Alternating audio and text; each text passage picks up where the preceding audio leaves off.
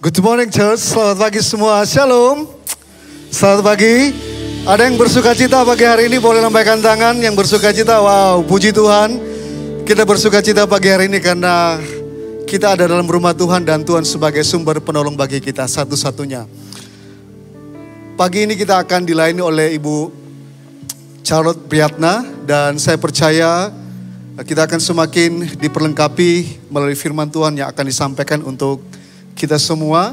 Dan tentu pada kesempatan pagi ini saya menyambut kehadiran kita semua. Bisa lihat kiri kanan, belakang, depan. Kasih senyum yang terbaik. Boleh kasih senyum terbaik untuk kiri kanan kita. Dan saya menyambut untuk kita yang beribadah secara on-site di New Life Ballroom. Bagi juga Bapak Ibu yang beribadah melalui online, melalui YouTube ataupun First Media Channel dimanapun Anda berada. Kami menyambut Anda dengan penuh kehangatan di hadapan Tuhan. Untuk itu, seperti biasanya kita akan menyambut kita semua yang dibantu oleh musician. Dan pada hitungan ketiga, 1, 2, 3. Welcome to the family.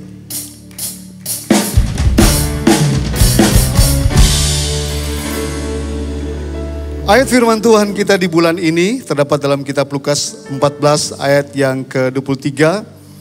Lalu kata Tuhan itu kepada hambanya, pergilah ke semua jalan dan lintasan dan paksalah orang-orang yang ada di situ masuk karena rumahku harus penuh. Sebelum kita beribadah kepada Tuhan, mari kita berdoa. Tuhan, terima kasih kalau saat ini kami ada di dalam rumah Tuhan. Kami menaruh semua pengharapan kami hanya di dalam Tuhan sumber kekuatan kami. Ketika kami memuji, menyembah, hadirat-Mu nyata bagi kami, memulihkan, menyembuhkan, bahkan melepaskan.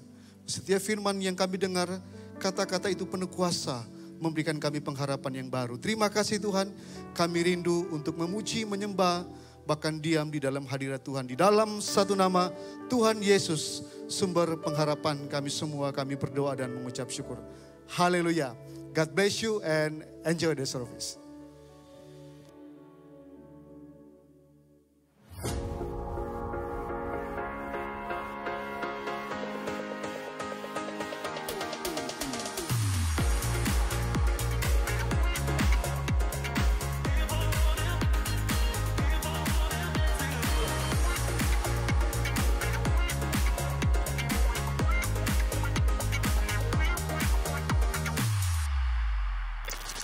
Pagi New Life Church, mari kita bangkit berdiri, kasih sapa kanan kiri kita, kasih tos kanan kiri kita, good to see you.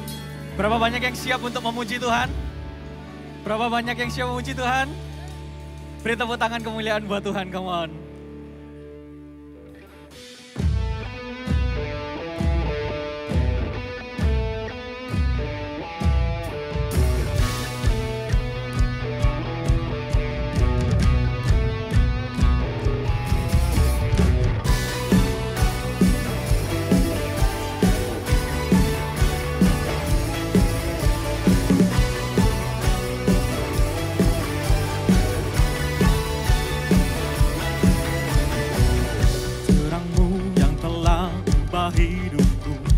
Jadikan aku ciptaan baru, ku angkat tanganku dan memuji-Mu.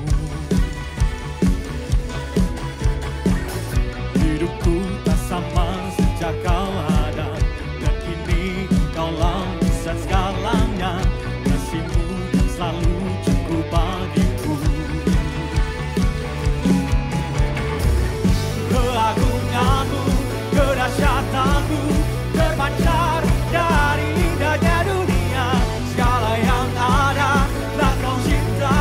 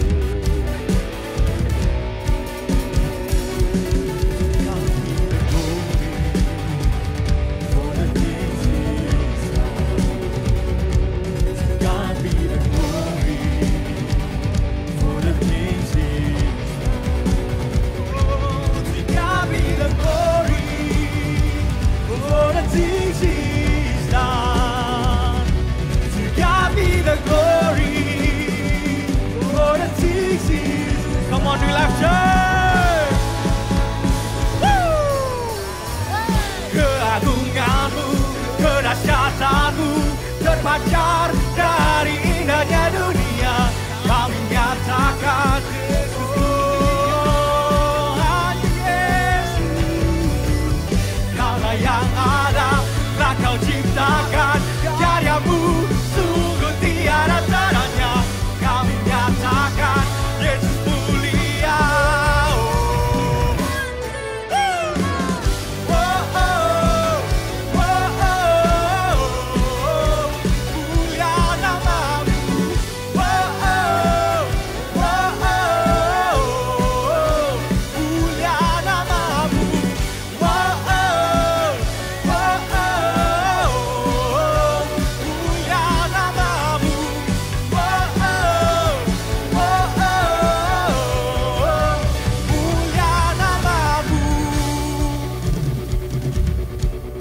Katakan sama-sama. Mulia namamu. Kasih tepuk tangan yang meriah buat Tuhan kita, amin. Yang siap memuji dan muliakan namakan, katakan amin. Kurang kencang, katakan amin. Yes.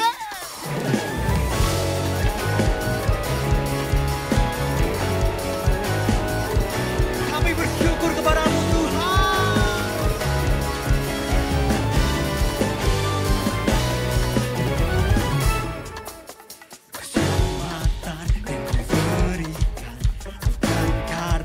Usahaku baru yang kau berikan, tinggalkan kasih dari gelap menjadi terang, dari lemah menjadi kuat, baru berikan, tinggalkan kasih-Mu.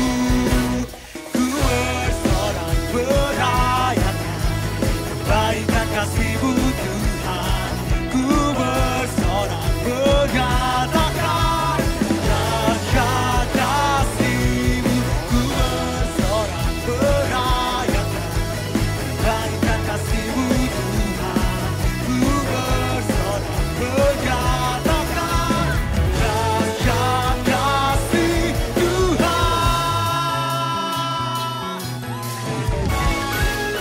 Keselamatan berikan, dan karena usahaku baru berikan, tinggalkan kasih dari gelap menjadi terang, dari lemah menjadi kuat, hidup baru yang kau berikan. Amin. Sama-sama lambaikan tangan, ku bersorak merayakan, bersorak menyatakan dahsyat kasih-Mu. Ku bersorak merayakan kebaikan kasih-Mu Tuhan. Ku bersorak menyatakan dahsyat kasih Tuhan. Yeah. Oh. Semua tepuk tangan di atas kepala, come on. Sama-sama katakan. Kasih-Nya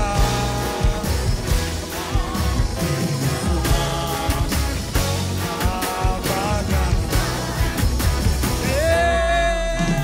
Dahsyat kasih-Nya, lama-lamanya.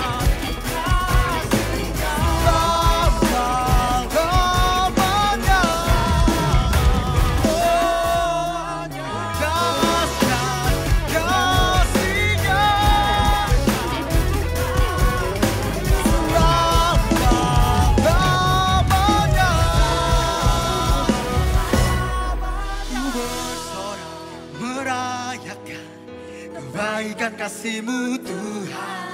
Ku bersorak menyatakan dahsyat kasih-Mu, dahsyat kasih-Mu. Ku bersorak merayakan kebaikan kasih-Mu Tuhan. Ku bersorak menyatakan dahsyat kasih-Mu. Ku bersorak merayakan kebaikan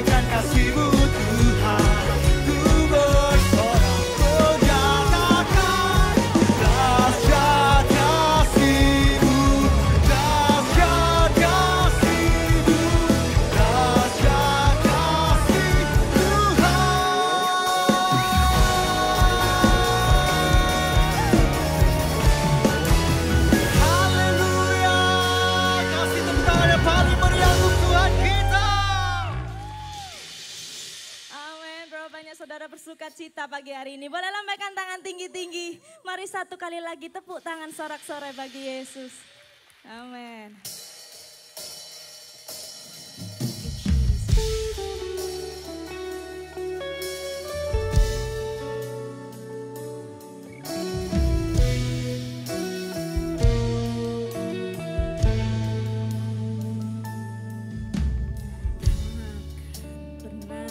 Sesali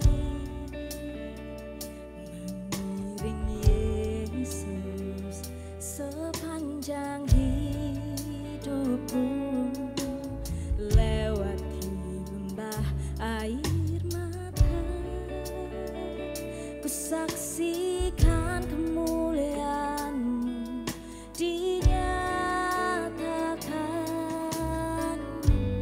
Berapapun harga yang harus ku bayar, ku kan tetap setia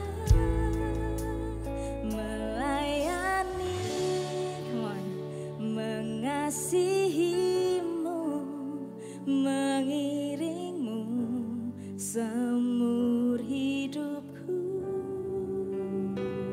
Janji-Mu kan tetap ku pegang teguh sampai ku dapat lagi melayani. Come on, melayani semua, mengasihi-Mu, mengiring-Mu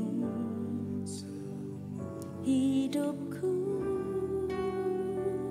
Janji-Mu kan tetap ku pegang teguh sampai ku dapat mahkota kehidupan.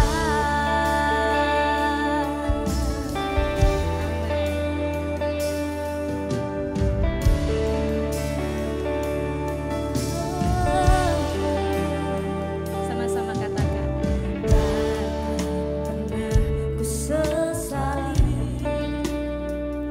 mengiring Yesus sepanjang hidupku, lewati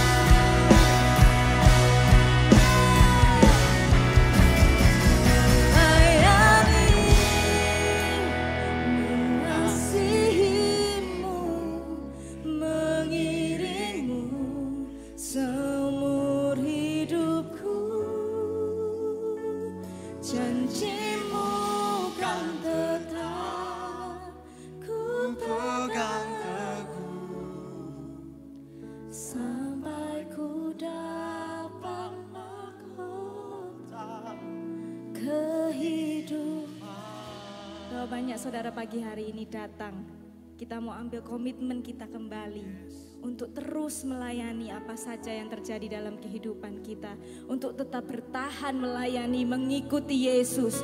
Apapun boleh terjadi dalam kehidupan kita, asal kita punya Yesus, kita punya segalanya, bukan? Amin, saudaraku. Mari, berapa banyak engkau pagi hari ini datang, engkau mau bersungguh-sungguh. Saya mau melayani Yesus seumur hidup saya. Saya mau mengiring Yesus apapun yang terjadi. Boleh angkat tangan kananmu tinggi, saudaraku. Katakan dengan sungguh, melayani. Melayani. Mengasihimu. Mengiringmu seumur hidupku. Janjimu Kan tetap ku pegang teguh sampai ku dapat. Bapak Ibu sendiri nyanyikan melayani. Melayani, mengasihi.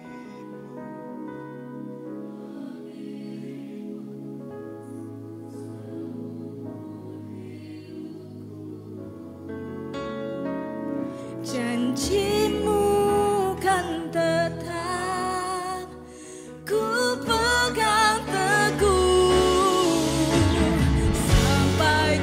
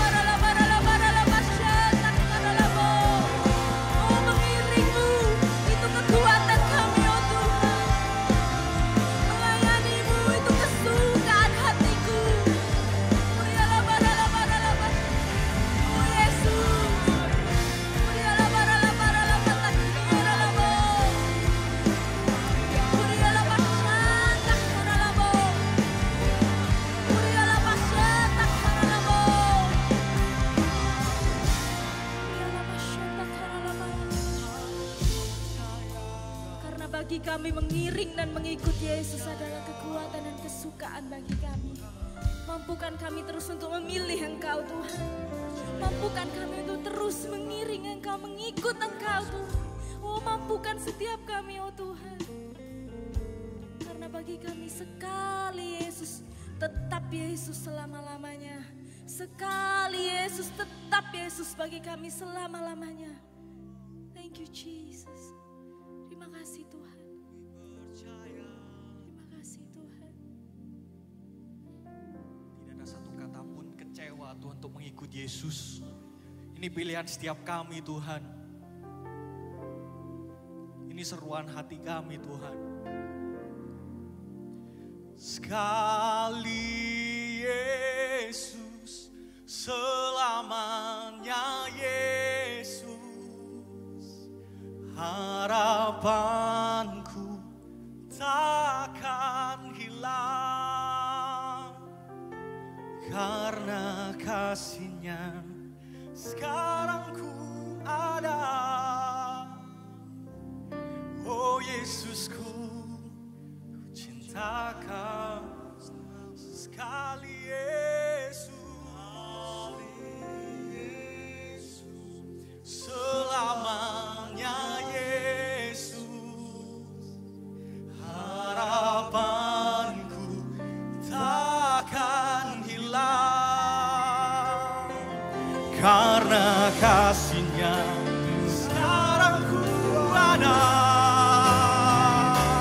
Oh Yesus, ku cinta Kau selamanya. Come on New Life Church, angkat tanganmu, angkat suaramu. Come on. Yesus, selamanya Yesus. Harapanku takkan hilang. Karena kasih-Nya sekarang ku ada. Oh Yesusku, cinta Kau sekali Yesus.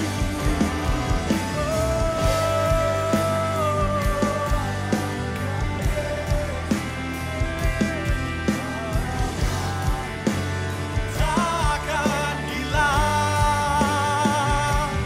Karena kasih-Nya sekarang ku ada. Oh Yesusku, ku cinta Kau selamanya. Karena kasih-Nya sekarang ku ada. Ini nyanyian kami Tuhan. Oh Yesus, cinta Kau selamanya. Dari hati kami yang jujur kami katakan. Karena kasih-Nya sekarang ku ada. Oh Yesus, ku cinta Kau selamanya.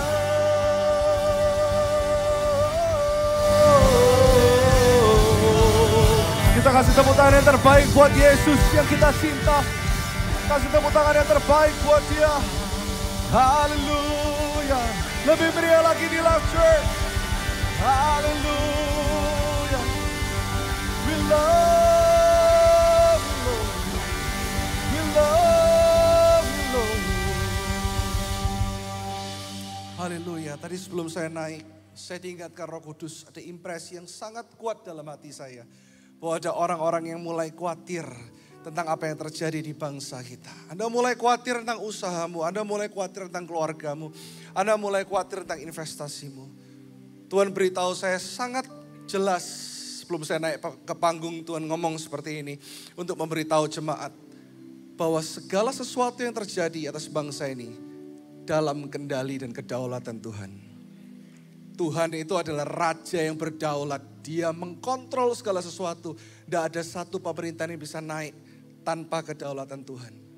Dan kalau Tuhan mengangkat seseorang, tidak ada yang bisa menurunkan. Tapi kalau Tuhan menurunkan seseorang, gak akan ada yang bisa mengangkat. Kita percaya, kota kita Surabaya dan bangsa kita Indonesia ada di tangan Tuhan yang hidup. Amin. Tapi sekali lagi kita angkat kedua tangan, kita mau berdoa bagi kesejahteraan kota, bagi bangsa Indonesia. Minggu lalu kita baru merayakan kemerdekaan. Tapi saya katakan kepada Anda, kemerdekaan sesungguhnya adalah ketika seseorang mengenal Kristus, melayani Dia. Saat ini Tuhan, kami jemaat-Mu, kami angkat kedua tangan kami sebagai simbol kami mencintai kota kami Surabaya. Kota pujian, kota kebangunan rohani. Dan kami berdoa buat bangsa Indonesia yang begitu kaya ini Tuhan. Kekayaan alam yang Tuhan percayakan luar biasa. Di mana negara kepulauan terbesar di dunia adalah Indonesia. Kami percaya Engkau punya rencana yang dahsyat atas Indonesia. Kami berdoa atas bangsa kami, atas setiap pemimpin-pemimpin kami Tuhan. Tidak ada pemimpin yang sempurna. Tapi kami percaya mereka yang ada di jajaran pemerintahan semua adalah kedaulatan Tuhan. Kami lepaskan berkat damai sejahtera bagi bangsa Indonesia. Dan untuk setiap kami mau ambil bagian melalui gereja-Mu. Kami mau berbuat sesuatu untuk kota kami Surabaya. Di dalam nama Yesus yang diberkati sama-sama katakan amin. Tepuk tangan lebih dahsyat buat Tuhan Yesus. Lebih meriah lagi buat Tuhan Yesus. Haleluya. Lihat kanan kiri terlebih dahulu. Sapa 5 orang yang Anda tidak kenal. Disenggol bilang gini, aku seneng lihat kamu di sampingku. Haleluya. Tapi jangan ngomong ke istri orang ya, kata nenek, berbahaya. Amin. Silakan duduk. Pagi ini kita akan dilayani oleh seorang sahabat. Ya, pengajar. Beliau adalah pengajar, pendidik. Ya, pembicara keluarga, ketua yayasan, hatinya memang untuk keluarga. Dan saya selalu ngomong sama ibunda kami ini, untuk 1 tahun bisa ngisi khotbah minimal 2 kali. Supaya keluarga-keluarga di tempat ini diperlengkapi, diperbarui, semakin seperti Kristus. Dan 1 harian ini, Ibu Charlotte akan khotbah berbeda-beda. Jadi seperti 1 hari seminar. Di pagi hari jam 10, jam 1 siang Ibu Charlotte akan berbicara tentang kekudusan di anak-anak muda jam 1 dan jam 4 sore dengan judul yang berbeda juga. Anda siap menerima firman Tuhan? Anda diberkati, amin. Karena beliau tidak lagi asing, bukan tamu tapi keluarga kita. Kita kasih tepuk tangan buat Ibu Charlotte Priyatna, come on. Yang lebih dahsyat lagi buat Tuhan Yesus. Haleluya. Kita kasih welcome back to the family dalam hitungan yang ketiga, ya. Dan Ibu Charlotte tidak datang sendirian, tapi bersama dengan salah satu anak rohaninya, yaitu Ibu Anli dari Jakarta, ya. Boleh juga bangkit berdiri, ya. Kita tetap bangkit berdiri, Bu. Kita kasih sambutan dalam hitungan yang ketiga, welcome back to the family, ya. 1, 2, 3, come on. Welcome back to the family. God bless you.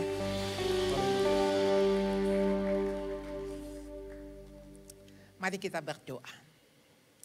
Tuhan, kami sungguh bersyukur hari ini kami ada di tempat ini. Kalau bukan karena perkenanan Tuhan, sungguh banyak alasan untuk kami tidak ada di tempat ini. Bukan karena kami lebih baik, bukan karena kami lebih layak. Tapi karena Tuhan sendiri yang mau berkata-kata kepada kami. Supaya kami hidup di dalam kebenaran. Di dalam perkenanan-Mu.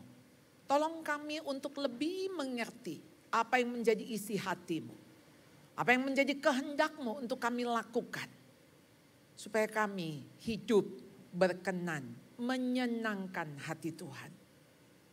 Kami menyerahkan pemberitaan firman Tuhan ini ke dalam tangan kuasa-Mu. Kiranya Roh-Mu Tuhan yang kudus bekerja di tengah-tengah kami. Kuasai hamba-Mu. Kuasai hati dan pikiran kami semua Tuhan. Supaya tertuju hanya kepada salib-Mu. Di dalam nama Tuhan Yesus. Kami sungguh bersyukur. Kami juga mau berdoa. Semua yang percaya katakan amin. Saudara, hari ini saya akan membawakan tema yaitu You Lost Me. Saudara, saya terkesan dengan satu buku yang berjudul You Lost Me karangan David Kinnaman. Yang bicara kenapa Gen Z, generasi yang sekarang meninggalkan gereja. Nah, saya akan mengajak saudara membaca dari Lukas 15. Lukas 15 itu dimulai dengan satu peristiwa yaitu para pemungut cukai dan orang-orang berdosa biasanya datang. biasanya datang kepada Yesus untuk mendengarkan dia. Maka bersungut-sungutlah orang-orang Farisi dan ahli-ahli Taurat. Katanya, ia menerima orang-orang berdosa dan makan bersama-sama dengan mereka. Saudara, siapa yang komplain di sini? Yang komplain adalah orang Farisi dan ahli Taurat. Mengatakan nggak pantas itu orang berdosa, pemungut cukai makan bersama dengan kami. Bahkan makan bersama dengan Tuhan Yesus. Jadi saudara, Tuhan Yesus masuk ke dalam 3 perumpamaan. Domba yang hilang. Tuhan mengatakan, siapa di antara kamu yang punya 100 ekor domba, jikalau ia kehilangan seekor, tidak meninggalkan yang 99 ekor di padang gurun, pergi mencari yang sesat itu sampai ia menemukannya. Lalu kalau ia telah menemukannya, ia meletakkan di atas bahunya dengan gembira. Saudara, waktu sampai ke ayat ini, saya pikir kenapa ya domba ini harus dipanggul, harus ditaruh di atas bahunya. Kemungkinan domba ini sudah tersesat lama, dia mungkin lelah, dia capek, atau kakinya luka. Atau mungkin juga saudara, bagi seorang gembala ketika tahu domba ini dia lagi yang sesat, apa yang dilakukan? Dia akan patahkan kaki ini untuk kemudian dibebat. Kemudian domba ini akan dipanggul. Karena domba ini kalau nggak dipanggul saudara, karena ketika dia dibebat kakinya, kemungkinan dia tidak bisa jalan. Dan ketika dipanggul, bukankah dia dekat di hati sang gembala? Lalu kemudian masuk ke dalam perumpamaan yang kedua. Dirham yang hilang.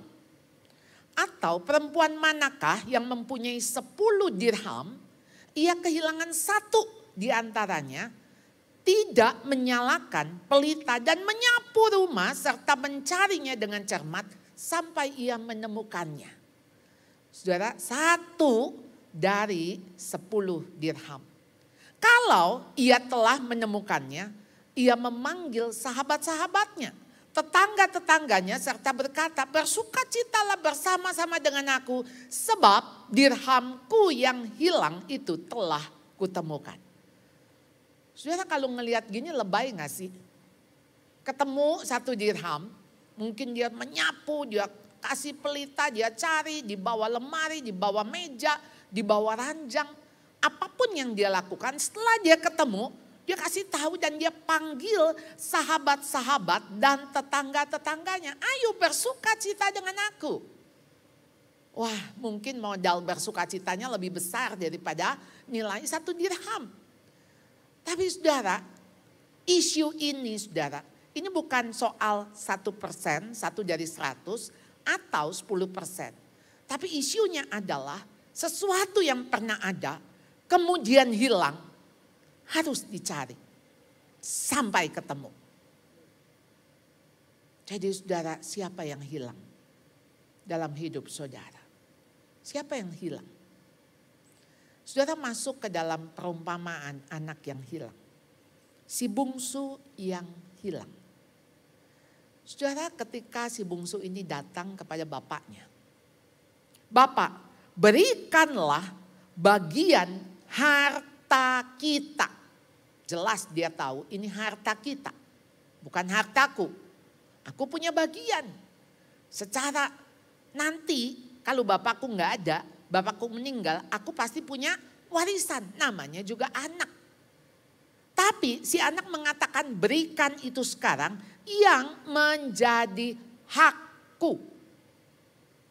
Saudara, sekarang ini beberapa media sosial viral dengan anak yang mempidanakan orang tuanya karena urusan warisan. Ngeri sekali saudara. Ada beberapa lagi yang saya lihat, saya sampai kadang-kadang pikir, kok tega ya, ini orang tuanya masih hidup loh. Tapi saya langsung ingat kisah ini. Saudara, waktu anak menganggap ini hak saya. Ini rumah orang tua. Ya tapi hak saya. Saudara, entah bagaimana parenting orang tua ini. Tidak dikisahkan, saudara. Atau pengaruh lingkungan dari teman-temannya. Tapi kita melihat anak yang hilang ini, ketika dia menganggap apa yang dimiliki orang tuanya, itu akan menjadi hak saya dan sekarang saya minta in advance. Saya minta di awal. Saya nggak peduli.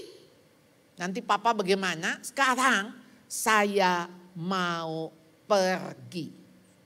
Dan setelah menganggap ini hak saya, ini kehendak saya. Dia jual semua bagiannya, dia pergi ke negeri yang jauh. Jauh daripada bapaknya. Dia ingin hidup, dia pikir mandiri. Saya nggak peduli dan saya mau menjauh. Sebetulnya hatinya sudah menjauh. Jadi sebelum dia minta harta itu sebetulnya hatinya sudah hilang. Hatinya sudah jauh. Mestinya anak itu saudara ingin dekat dengan orang tua bukan? Kalau dia cinta dia pasti ingin dekat. Kenapa ingin pergi menjauh? Kenapa dia memilih untuk menjauh itu lebih bahagia?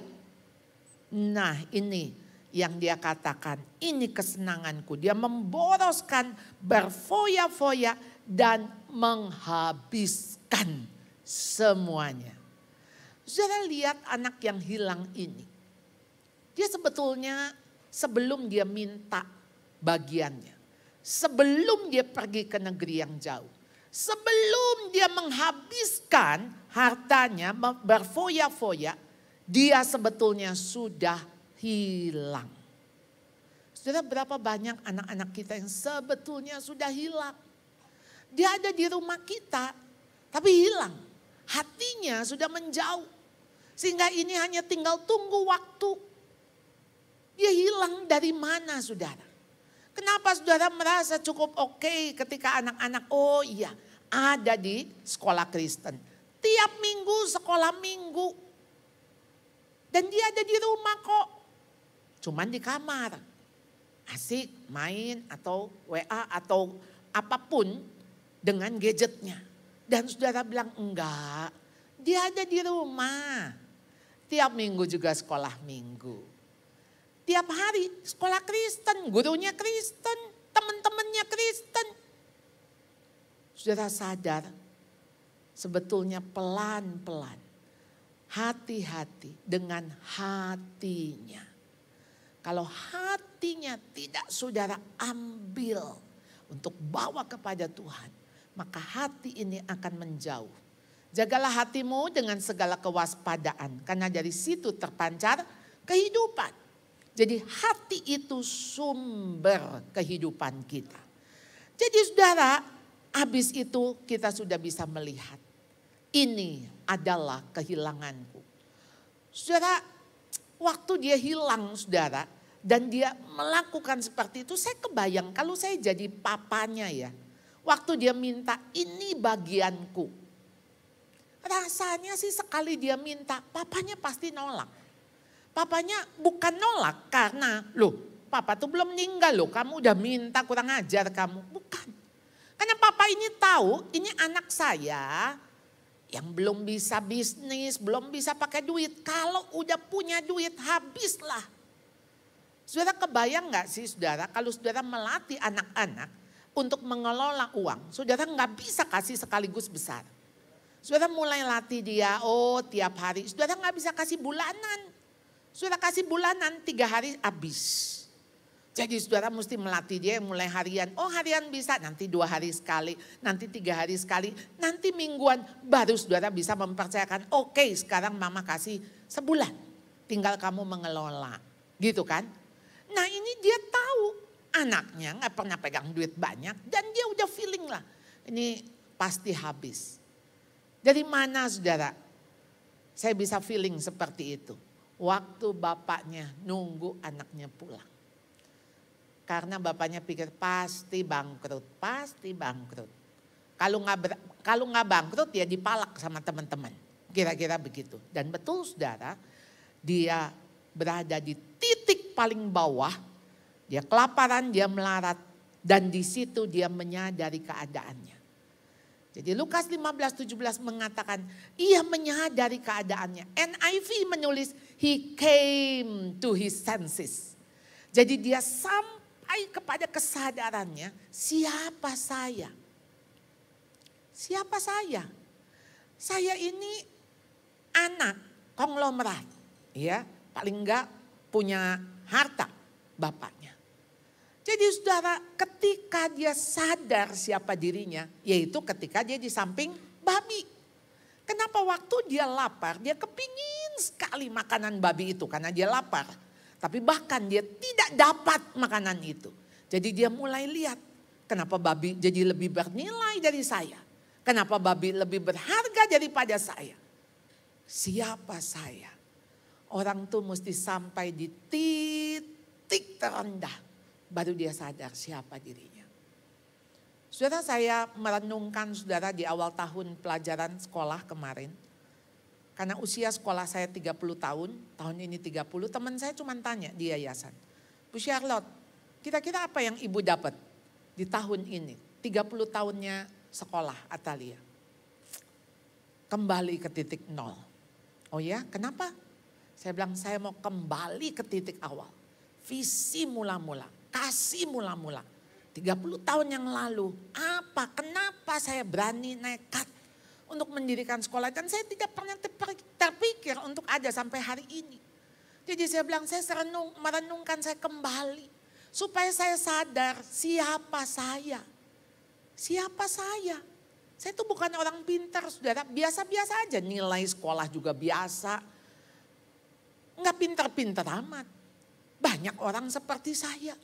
Tapi saya kembali bertanya kenapa Tuhan mau pakai saya. Saudara, kesadaran itu hanya bisa ketika kita berada titik terendah, yaitu di hadapan kita siapa? Tuhan. Saudara, itu titik terendah kita. Saya ini siapa? Saya bukan apa-apa, saya bukan siapa-siapa di hadapan Tuhan. Sehingga titik ini saudara yang membawa si anak yang hilang ini kepada kesadaran. Dia sadar, dia bilang gini, betapa banyaknya orang upahan Bapakku yang berlimpah-limpah makanannya. Tapi aku kelaparan. Jadi dia mulai ada comparison.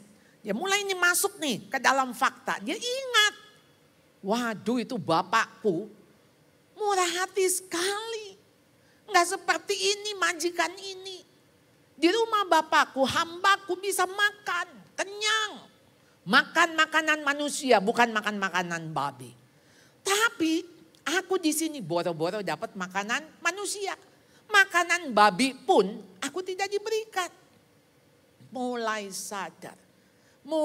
sadar kasihnya Bapa. Dia tahu betapa Bapaknya itu baik. Dulu dia tahu mungkin dia nggak ambil pusing. Ya memang Bapakku baiklah, sama siapa aja juga baik, Bapakku baik. Iya, kenapa kamu mau pergi? Ya aku ingin bebas, aku ingin merdeka. Aku mau pergi ke tempat yang jauh supaya Bapakku nggak usah mengawasi aku. Aku sudah besar. Saudara, bukankah anak-anak kita sering sekali mengatakan, aku bisa kok hidup sendiri. This is my life. Jadi begitu mengatakan ini hidupku, ini kehendakku, ini mauku, ini kesenanganku. Di situ sudah hilang. Hati-hati saudara. Nanti sore saya akan bicara soal lepas namun terikat. Jadi tetap tentang parenting karena hati saya ada di situ Bapak Ibu. Dan saya melihat setiap kali hubungan saya dengan Tuhan seperti saya anak dengan Bapa. Dan kita tuh bersyukur banget kita bisa panggil Tuhan itu Bapa. Bapa saudara.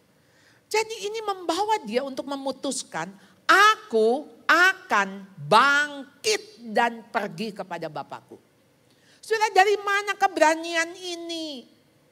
Saya cuma berpikir, kalau saya jadi bapaknya, saya akan bilang gini, nak, Papa tahu, kamu bawa uang segini banyak, pasti habis, pasti nak. Kamu gak tahu dunia di luar jahat sekali. Tapi ingat nak, apapun kondisimu. Pulang.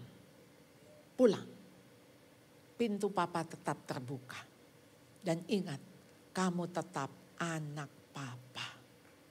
Saudara, kalimat itu yang membuat dia bangkit berani.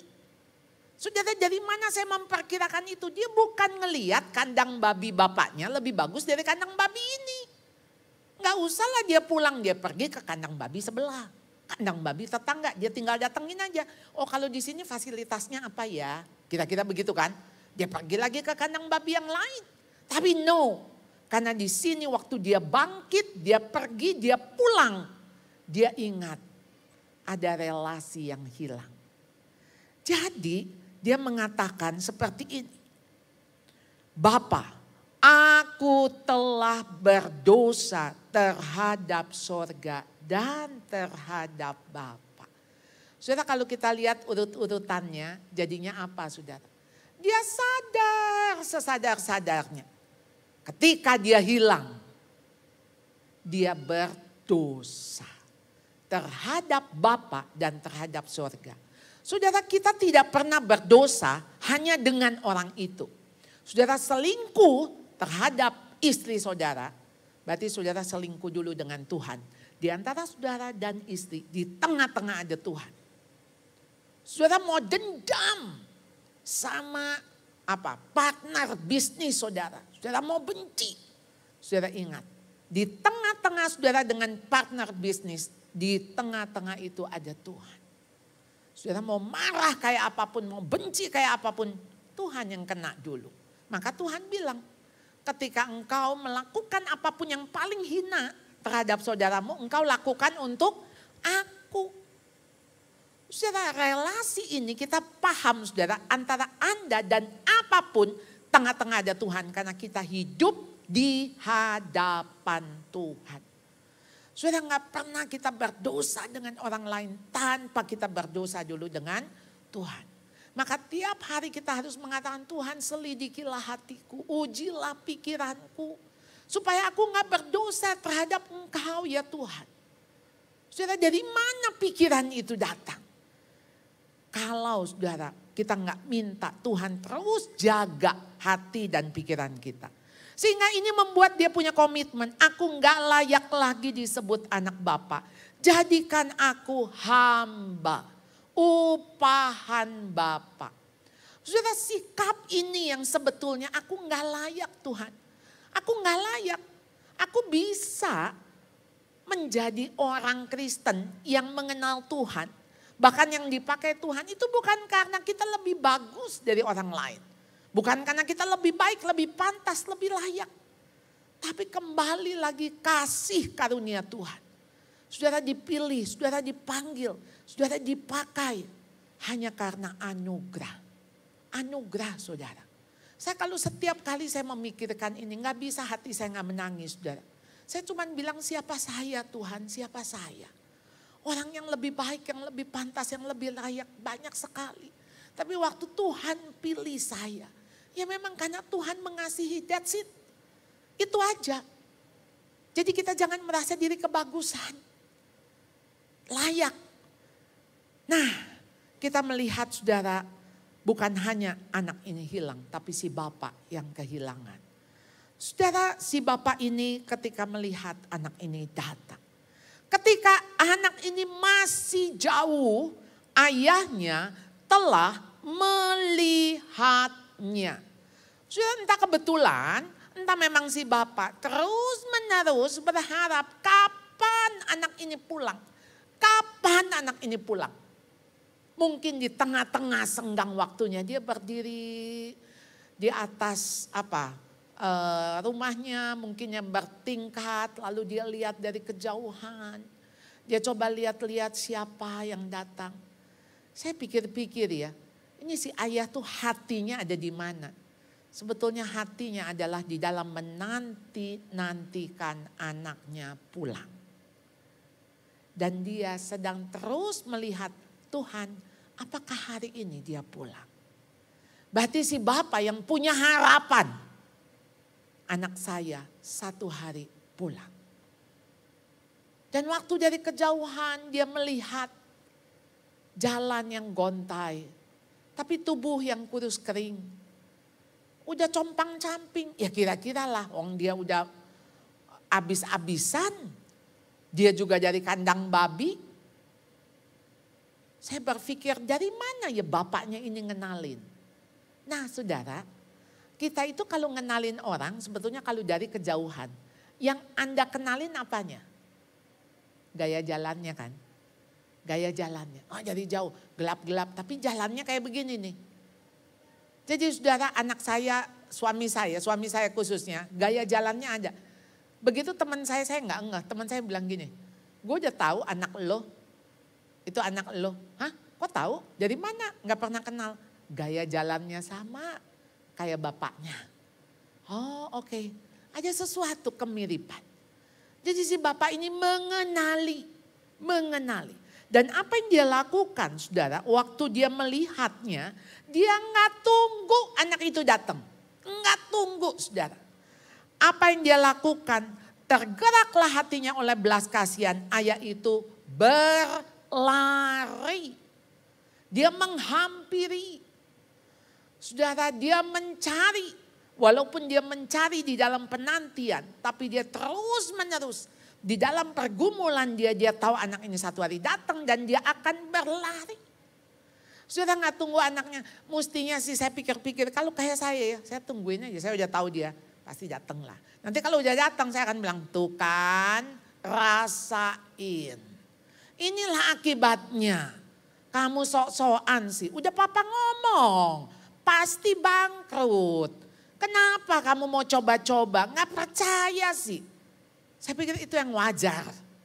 Tapi ini saudara, bapak ini tergeraklah hatinya oleh belas kasihan. Saudara, ada satu kata dalam bahasa Yunani, splagnisomai. Saudara, kata ini satu kata, tapi diterjemahkan ke dalam bahasa Indonesia nggak bisa satu kata. Harus 5 kata. Tergeraklah hatinya oleh belas kasihan. Saudara, compassion. Itu nggak mungkin membuat saudara diam. Nggak mungkin membuat saudara nggak ngapa-ngapain. Compassion akan menggerakkan hati saudara. Dan saudara akan bertindak. Saudara ingat, tergeraklah hatinya oleh belas kasihan raja yang mengampuni hambanya yang hutang 10.000 talenta. Saudara ingat bagaimana orang Samaria yang murah hati. Tergeraklah hatinya oleh belas kasihan.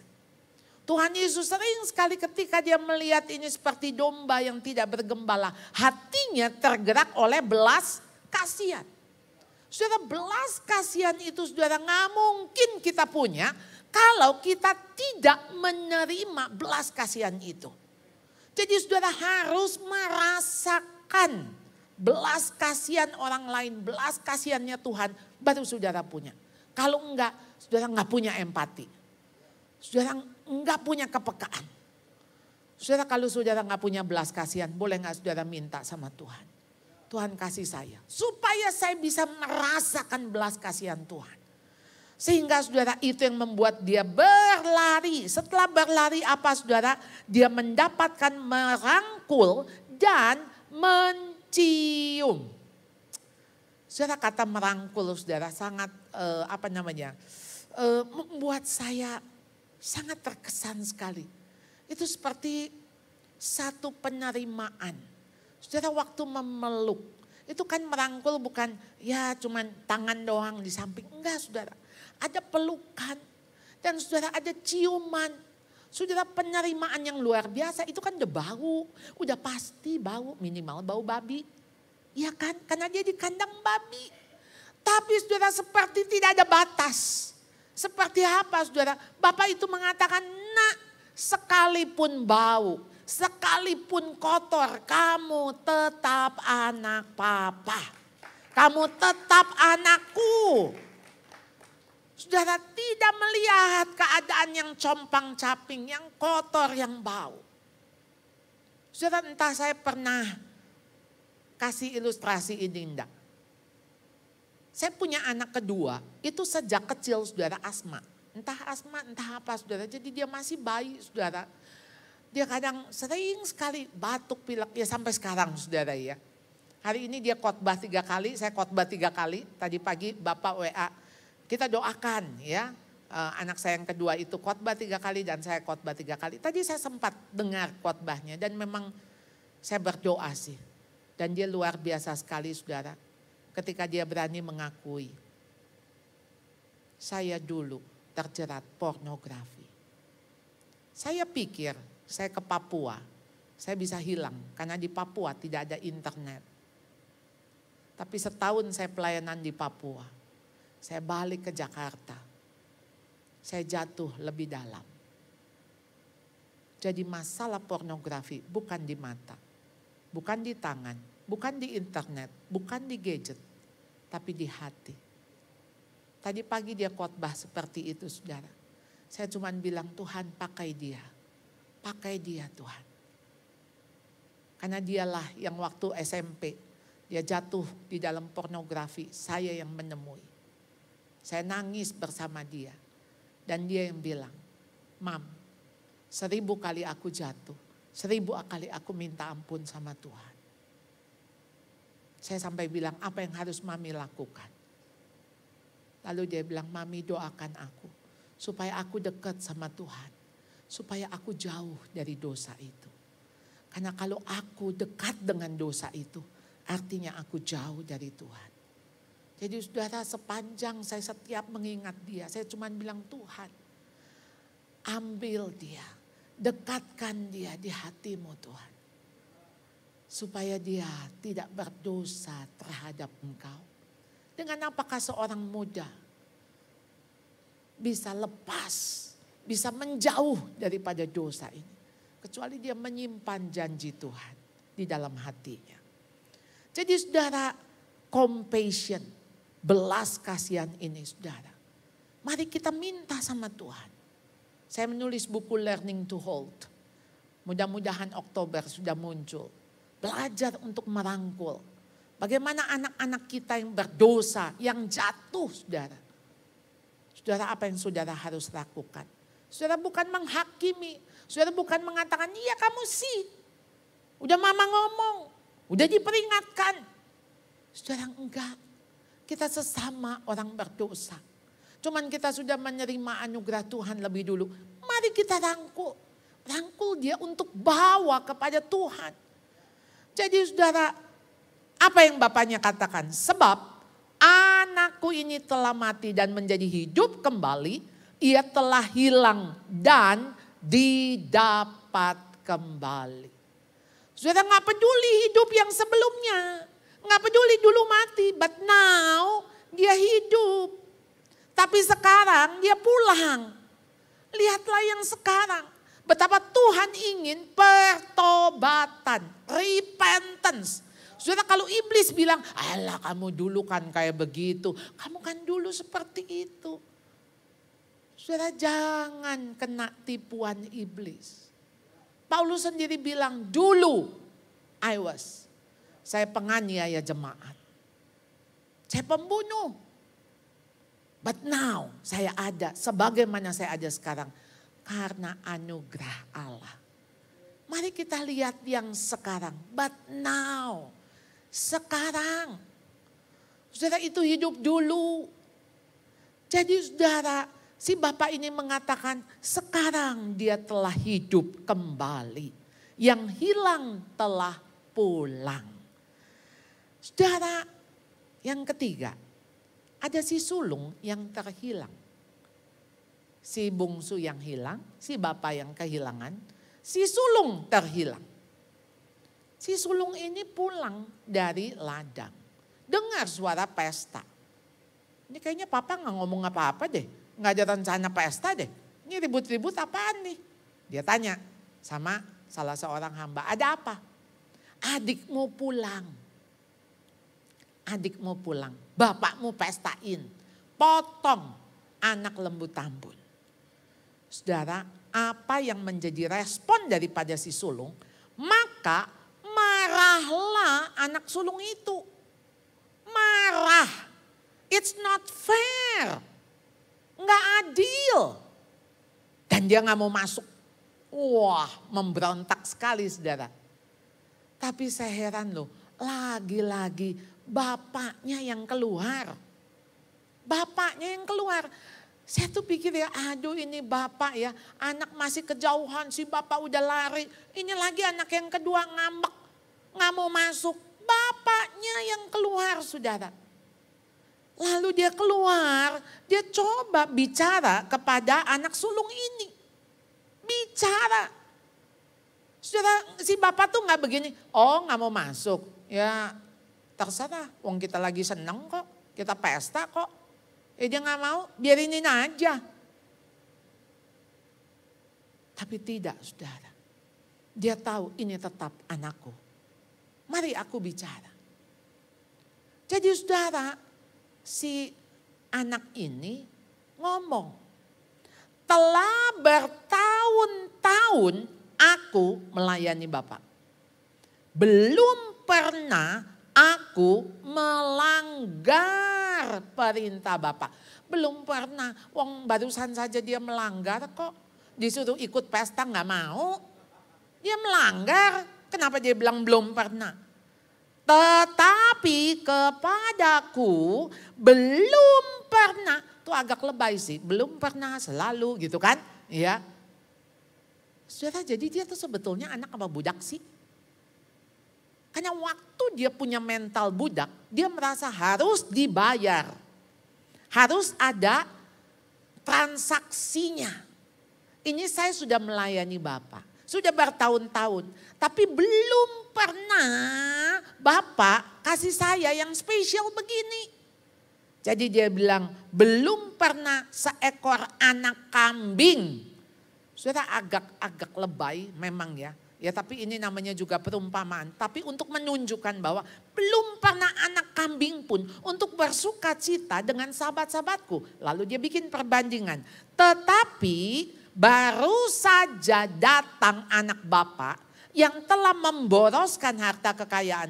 Berarti dia udah tahu tuh adiknya di sana itu dengan pelacur-pelacur. Dia tahu adiknya memboroskan.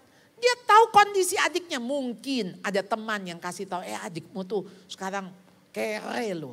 Sekarang dia udah jadi kandang babi kali, entah dia masih hidup apa enggak, mungkin ya.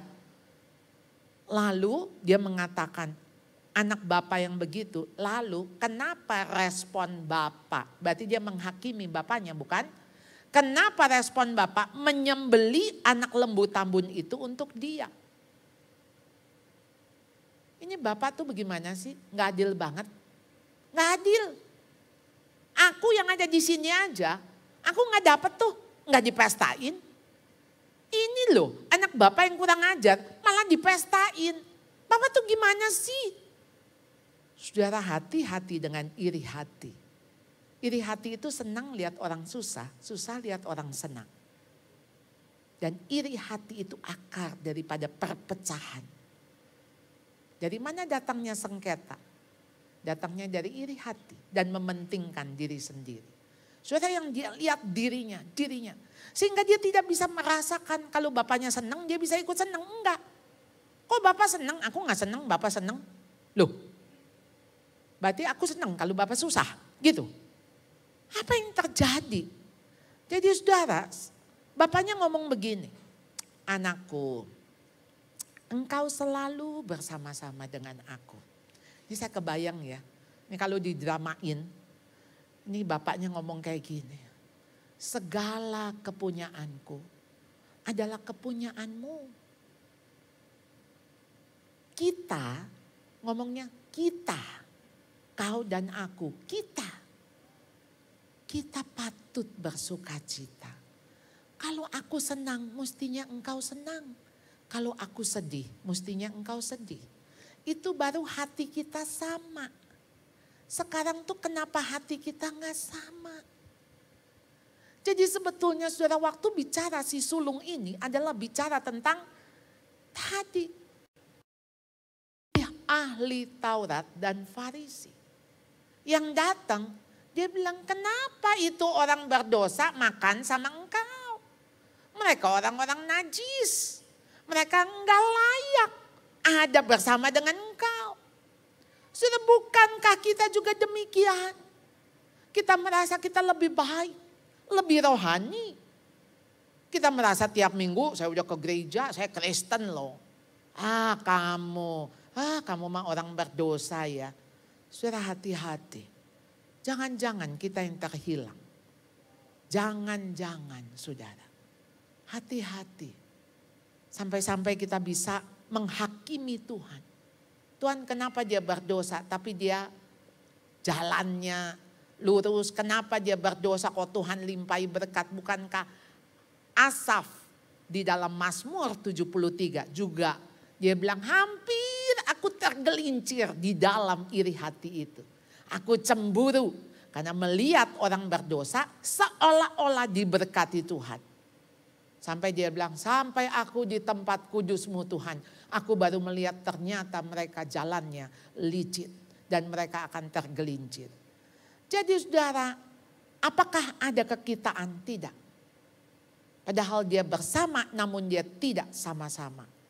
Jadi apa itu mercy and grace? The difference between mercy and grace. Mercy memberikan anak yang hilang ini second chance.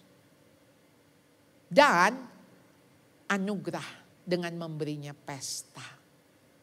Artinya grace itu adalah sesuatu hal yang baik yang sebetulnya engkau tidak layak dapatkan itu.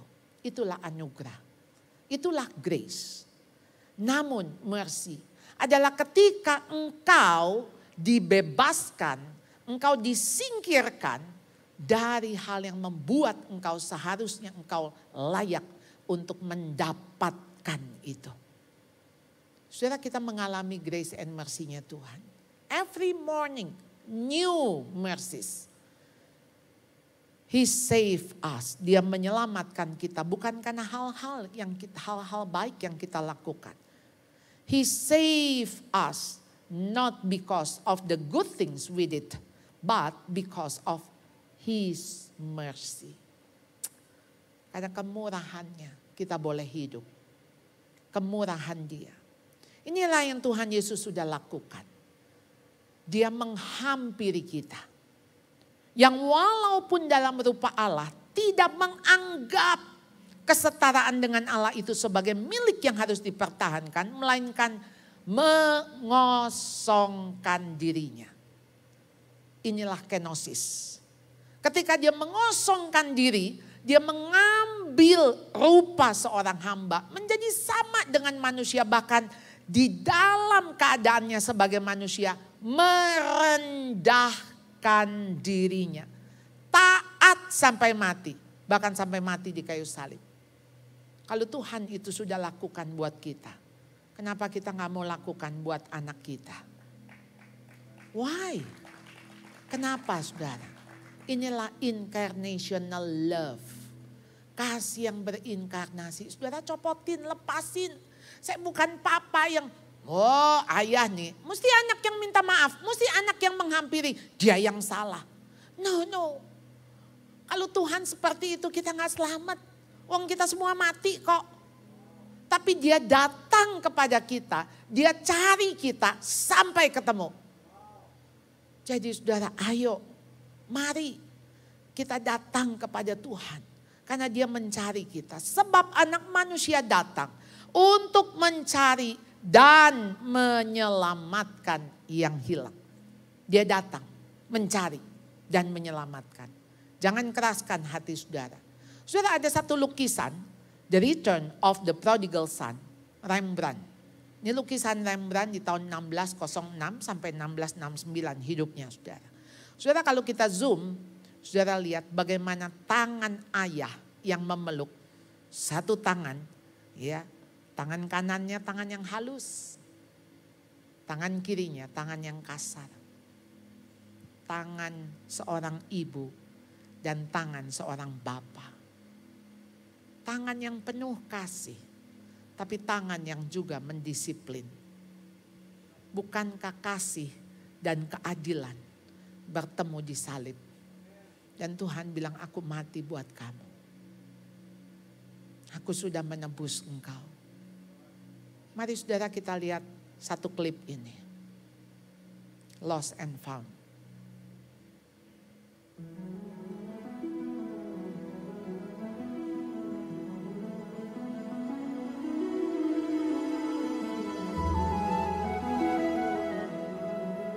One day, Caleb was making a boat. He wrote his name on this little boat he made. He was happy. Caleb went to the nearby stream to test his boat. Suddenly, a strong gust of wind came and blew the boat away. Caleb ran after his boat, but it quickly disappeared down the stream. Caleb cried. He was very sad because he lost the boat he made. In the next few days, he went back to the stream to search for it, but he could not find it.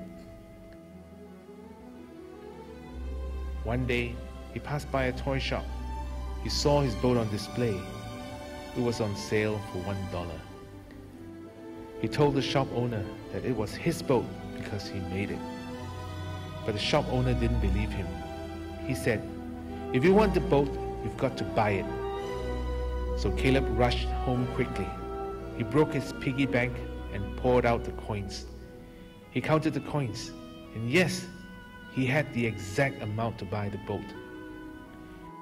He rushed back to the shop and handed the money to the shop owner.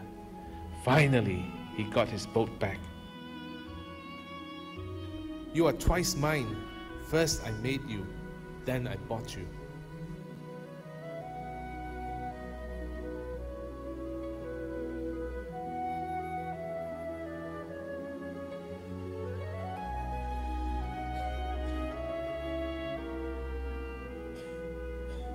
Mari kita berdoa. Ya Tuhan, siapakah kami ini?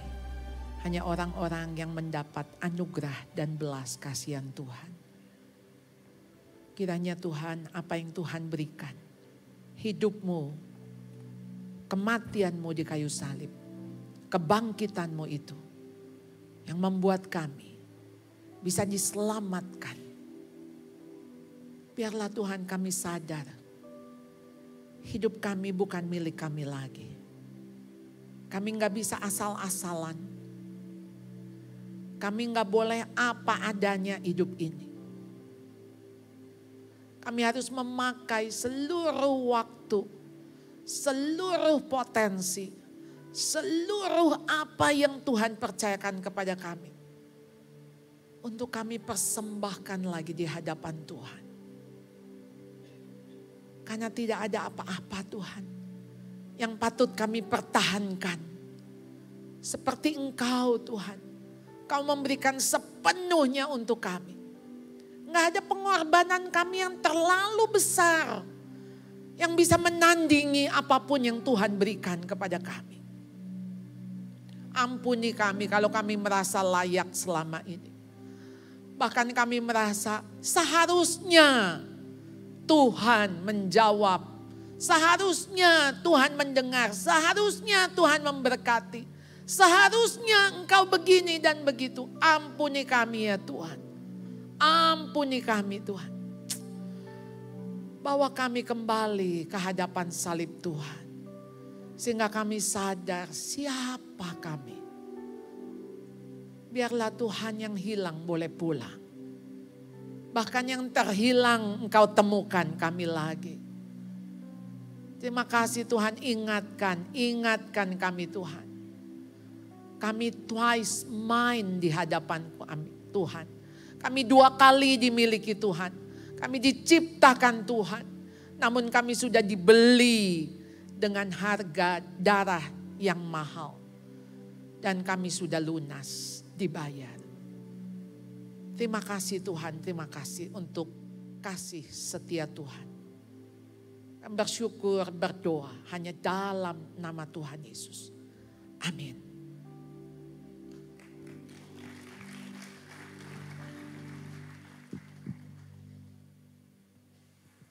Baik, terima kasih Bu Charlotte yang menyampaikan firman Tuhan untuk kita saat ini. Boleh lambaikan tangan yang diberkati melalui firman Tuhan.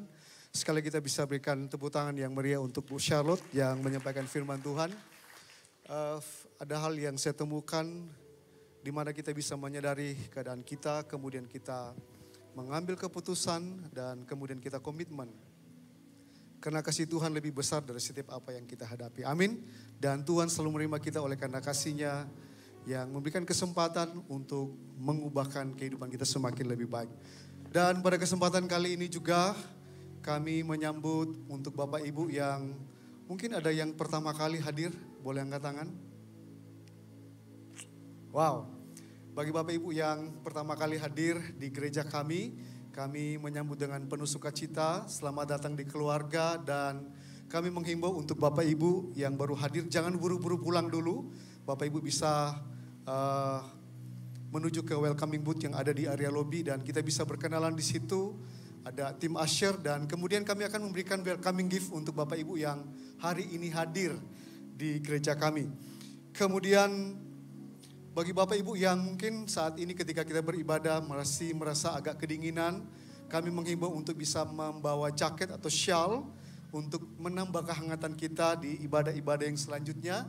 Dan bagi Bapak Ibu juga yang rindu untuk join di live group, silakan bisa kembali untuk juga menuju ke welcoming book yang ada di area lobby. Bisa mendaftarkan di situ kemudian juga atau mungkin bisa kontak di call center gereja yang tersedia. Bagi Bapak Ibu yang membutuhkan permohonan bantuan doa, Bapak Ibu juga dapat bisa scan QR yang ada di layar LED di depan. Dan tentu kami sebagai satu gereja, tim doa akan mendoakan setiap minggunya dengan setiap permohonan-permohonan doa yang kita berikan. Dan kami akan berdoa untuk Bapak Ibu semua. Saat ini kita akan memberikan persembahan. Bapak Ibu bisa mempersiapkan persembahan yang ada di kursi Anda masing-masing, amplop yang berwarna merah. Dan Bapak Ibu bisa menggunakan juga untuk persembahan melalui scan QR code yang ada di amplop yang sudah tersedia juga di amplop yang ada di kursi Anda masing-masing, melalui beberapa aplikasi pembayaran digital yang Anda miliki tentunya.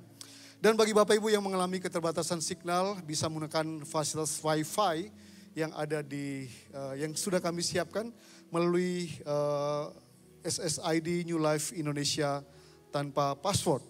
Dan bagi Bapak Ibu juga yang memberikan persembahan dengan scan QR, Bapak Ibu juga bisa mengangkat amplop yang ada sebagai tanda deklarasi kita kepada Tuhan dan kita akan berdoa bersama-sama.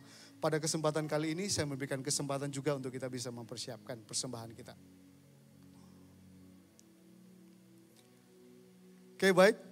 Jika kita sudah siap untuk memberikan persembahan, mari kita angkat amplop di tangan kita dan kita berdoa.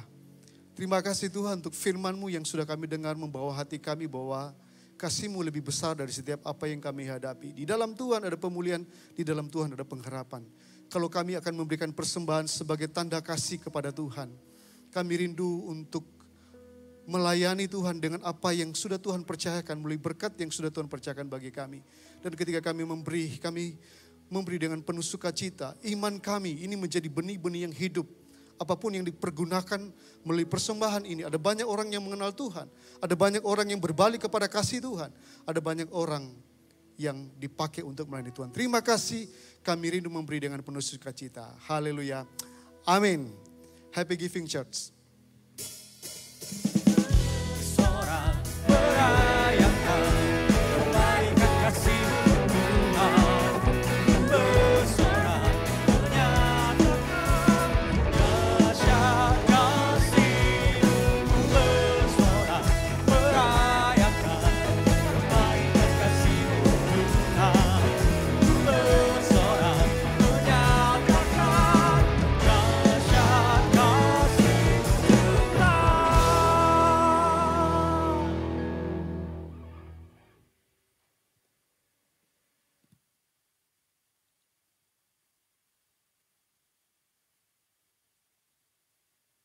Shalom Jemaat Tuhan, welcome to New Life Church and welcome to the family.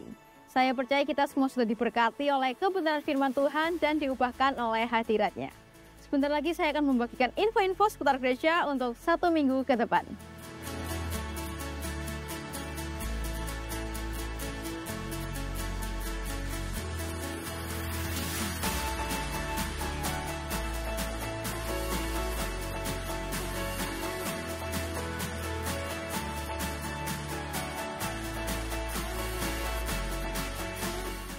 minggu depan kita akan kembali dilayani oleh Pastor Karsten Mark, tentunya dengan pengajaran yang akan memberkati kita semua. Jangan lewatkan ya di 2 kebaktian pukul 10 pagi dan 4 sore.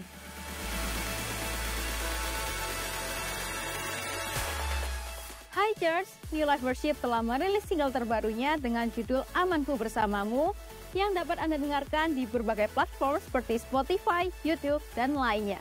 Saya percaya lagu ini akan memberkati banyak orang.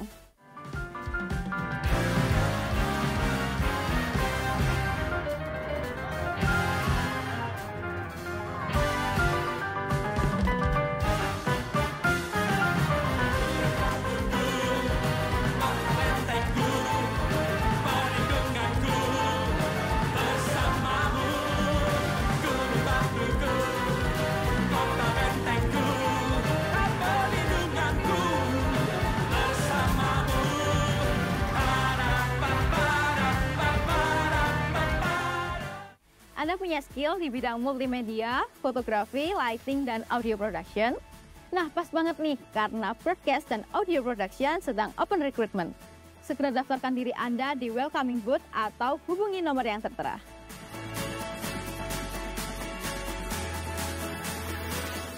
Dan kalian yang tertarik di bidang service dan event, kreatif event dan service management sedang membuka pendaftaran nih. Yuk segera daftarkan diri Anda di welcoming booth atau nomor gereja yang tertera. Hari Kamis tanggal 29 Agustus akan diadakan kebaktian tengah minggu, penjangkauan, dan pemuritan. Kebaktian ini akan diadakan pukul 2 siang di New Life Ballroom. Don't miss out! Gereja mengadakan kelas pranikah di bulan September. Bagi jemaat yang akan melakukan pemberkatan pernikahan di New Life Church, wajib mengikuti kelas ini. Untuk pendaftaran dan informasi lebih lanjut seputar persyaratan, Anda dapat menghubungi nomor gereja yang tertera. Sekian info gereja untuk minggu ini. Mari kita membangun generasi yang mengalami Kristus dan menjadi terang bagi dunia. See you next week and God bless you church. Saya percaya kita diberkati luar biasa, amin. Mari kita bangkit berdiri.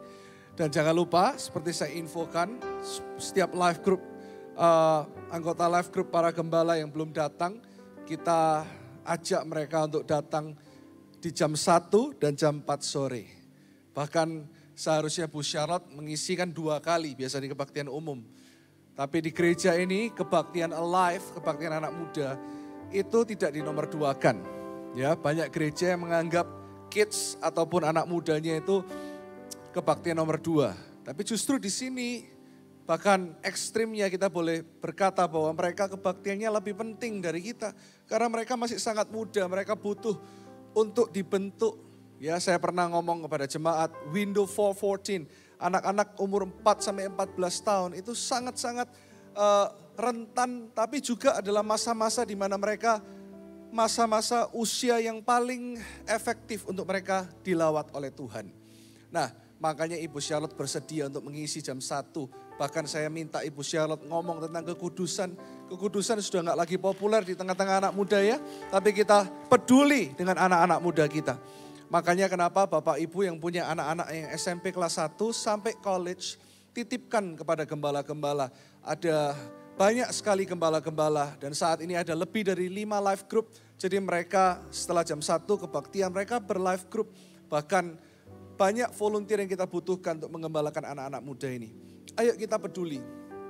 Karena gereja bukan cuma soal kebaktian. Gereja bukan soal kita berkumpul di tempat ini. Tapi gereja itu adalah kegerakan untuk mengubahkan kota. Jadi keluarga-keluarga dulu yang harus diubahkan. Amin. Kita bersyukur pagi hari ini. Sekali lagi kita say thank you buat Ibu Charlotte. Kita kasih tepuk tangan yang meriah buat Tuhan Yesus. Dan untuk hambanya. Kita angkat kedua tangan kita berdoa untuk pelayanan Bu Charlotte dan juga Ibu Anli. Yang nanti sore setelah kebaktian ketiga akan langsung terbang ke Jakarta. Bersyukur untuk hambamu nih Tuhan. Yang secara spesifik bicara tentang keluarga. Secara spesifik Tuhan taruh hati seorang ibu dan hati bapa di dalam kehidupan beliau ini. Hamba berdoa sungguh-sungguh untuk sekolah yang dipimpin. Ada banyak sekali anak-anak yang Tuhan percayakan. Anak-anak rohani di seluruh Indonesia. Buku yang akan di-launching. Juga suaminya sebagai dokter jantung. Kami berdoa dengan ketiga anaknya, menantunya. Kami berdoa satu keluarga ini diberkati Tuhan. Langkah-langkahnya disertai Tuhan. Kemanapun Ibu Syarot melangkah, ada anugerah kasih karunia Injil yang diberitakan. Sehingga setiap orang mengalami Kristus dan akan mengubahkan dunia. Tuhan tutup bungkus perjalanan hamba-hambamu ini Tuhan. Kami serahkan kehidupan mereka semua ke dalam tangan-Mu, juga Ibu Anli yang memimpin sebuah organisasi API dan semua yang Tuhan percayakan. Wanita-wanita ini adalah pengubah-pengubah sejarah bagi Indonesia. Tuhan terus nyatakan kemuliaan-Mu dalam kehidupan mereka. Di dalam nama Yesus. Angkat kedua tangan-Mu jemaat. Revival, kebangunan rohani dimulai dari keluarga. Sadarlah kita semua yang orang tua ataupun yang nanti suatu hari akan jadi orang tua. Perhatikan keluargamu, jadilah imam bagi rumahmu. Jadilah ibu yang berdoa, ibu yang menerima penglihatan dari Tuhan. Ibu yang bernubuat. Mulai hari ini ubah hati kami Tuhan. Dari orang-orang yang pemarah, orang-orang yang tidak peduli. Orang-orang yang tidak peduli akan anak-anak kami. Kami mungkin adalah bapak-bapak yang perlu bertobat. Sekalipun hari ini bukan hari ayah. Tapi kami mau Tuhan membawa keluarga kami untuk mendekat kepadamu. Closer. Dan kami mau menjadi orang tua yang bukan hanya mementingkan pekerjaan kami. Tapi quality time, family time. Dan kami memperhatikan keluarga kami lebih daripada pekerjaan kami. Karena keluarga adalah satu organisasi yang Tuhan bentuk. Bahkan sebelum gereja berdiri, keluarga adalah Tuhan yang ciptakan terlebih dahulu. Tuhan, buat kami sadar, kami ini penentu generasi bangsa. Supaya waktu kami pulang, mental kami para bapak, para ibu, bapak rohani, ibu rohani, mental kami berubah. Seperti apa yang Ibu Charlotte katakan, minta compassion, minta belas kasihan turun atas hidup kami. Untuk musuh-musuh kami sekalipun, untuk orang-orang yang sedang berseteru dengan kami minta belas kasihan-Mu turun atas setiap kami. Dan biarlah jemaat ini pulang, juga yang menonton dari televisi, First Media saat ini Tuhan, mereka juga dijamah, keluarga mereka dipulihkan. Yang menonton dari YouTube New Life Indonesia, mereka pun disegarkan dan dipulihkan. Pulanglah membawa berkat dari Allah Bapa, Putra, Roh Kudus. Menaungi engkau dan bertobat setiap hari. Tapi selamat itu sekali. Terus berjalan dari satu kemuliaan kepada kemuliaan yang lebih besar. Berjalan dari satu belas kasihan kepada belas kasihan yang lebih besar. Berjalan dari satu pengurapan kepada pengurapan yang lebih besar. Dan terus mengandalkan Tuhan. Di tengah dunia yang gelap ini terus menjadi terang dan semakin terang dan bersinar bagi kemuliaan nama Tuhan. Terimalah berkat ini di dalam satu nama. Dalam nama Tuhan Yesus Kristus. Semua yang percaya diberkati katakan amin. Kurang keras sama-sama sekali katakan amin. Tepuk tangan lebih dahsyat buat Tuhan Yesus. Silakan duduk. Tuhan memberkati. See you next week.